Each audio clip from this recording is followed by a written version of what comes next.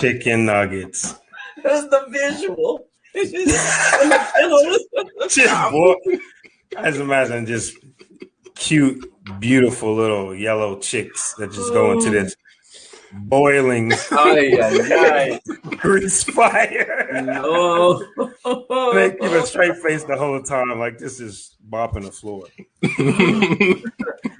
Meet your food. We started. Meet your meal? Meet your meal. How would you want to know what you're gonna eat? You gotta come see it. That's the worst part. That's one of the best parts about living in an urban setting as opposed to a rural one, that you preferably don't get a chance to see all of that. Oh man, I don't need that. I don't need that one. Not at all. I mean, I'm up for it. I wouldn't see it and I wouldn't eat it. No. But just to get more visual for the folks watching. Oh, so close to Easter. Oh. Yes. Baby chicks. I don't know if I fully understand people's hang up on eating baby chicks. It was why is the adult fair game but the chick is not? That's a good question. I don't know. Maybe because they were just born, right? So they didn't even get a chance. Innocence. They didn't get a chance to do anything but just get fried, you know. What do the other animals just get to live? I mean, because they're not going on tours or going to school or doing anything else with their lives other than fishing. So they could be in school. They could have some kind of like socialization. Chickens did something with their life. Maybe we wouldn't need them. We wouldn't need them. You're right. Yeah. They were like musicians or winning awards or artists or something. You'd be like, you gotta respect them chicks. You can't eat them. I mean, think about it. If it was a chicken that was like in Hollywood its whole life, I'm sure that chicken wouldn't be sold and ate. They would put that chicken like some little, whatever, even though it would be plump, juicy. But they were like, no, that's Rooster from Cock-a-Doodle-Doo. Remember? You can't eat him. Chickens need to step up. So chickens need to step up their game. They need material. They need material wins in order for humans to justify. It's not going to play on just the philosophical and emotions. You need to look at the animals are like worthless, unemployed, low income. These low income chickens. But I think you're right though. I think if you watch the movie, right? Like let's say you watch like Babe or something, and they told you that after the movie they killed that animal and ate it. To the crew. You'd be like, what? That's terrible.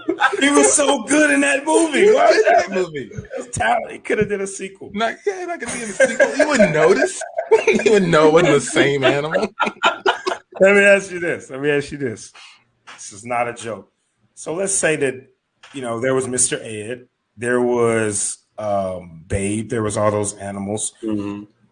Do the owners of them get to file unemployment for those animals if they're in between work?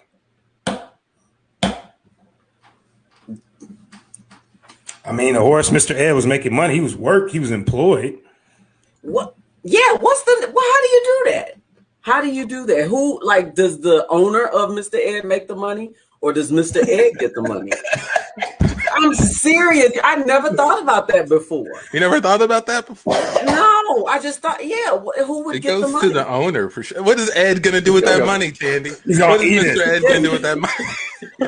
This is a pile of money in a barn. He's just eating it. That's it. He needs to have an account, and that money should be stacked away for him for his longevity. As long as he lives, he shouldn't want for a barn or food or anything. He should have, like, he can't take the money out. I don't know. Like some legal ad litem appointed to represent like his interests. Like Mr. Ed has a lawyer. He has a specific lawyer. And in my head, Mr. Ed and his lawyer were sitting across his table from the owner and the producer. And he was like, Mr. Ed is not going to sign this contract unless we add more points into the end of the back end of the show.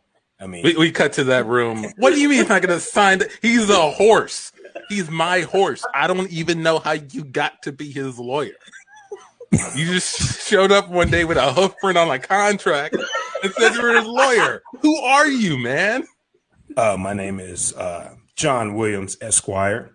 I am prime animal legal representation for Hollywood and all types of commercials. You can go on my website and see all the clients that I represent, from Babe.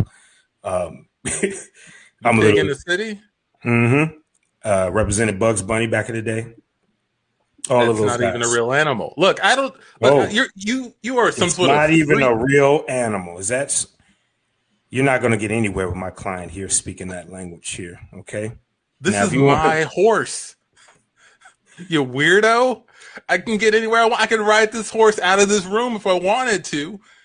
Not unless you want to pay some damages. My horse is. This horse is about to win his own star on the Hollywood Walk of Fame. Who are you? You're just a farmer with some dirty ass overhaul pants. Hey, I still got a farm to take care of. Oh, with the money that he makes for it. So you need him, is what I'm hearing. That looks like it's more in favor for Mr. Ed. Mr. Ed, how about 50% of all royalties? Okay, and he would like their own barn, at least 100 acres away from your house. 100 acres, and they would need, the best of hay that you can possibly have. I'm not answering to a horse. Look, you can't do anything without me. You are a horse. You need me, right, Ed? Right? You know what? You can have him. I'm out of here. I'm out of here. He's not mine. I just represent him. I mean, he's his own horse. Well, Mr. Your Own Horse, go sort your own self out, because I'm going back to my farm. This is ridiculous. Producer, you haven't said anything. We cut to the farm. Antoine, I'm so glad you're home. The animals they've all gone crazy. What do you mean? I'm meeting here at the gate because they said I can't live there anymore. They kicked me out. Who did? They said you shouldn't go in either. Who said that? The animals. What are you? They're animals. How did they say that? Well, they wrote it down. They wrote it down. But yeah, they said we're the least productive, members of this society, and we have to leave because we don't do anything.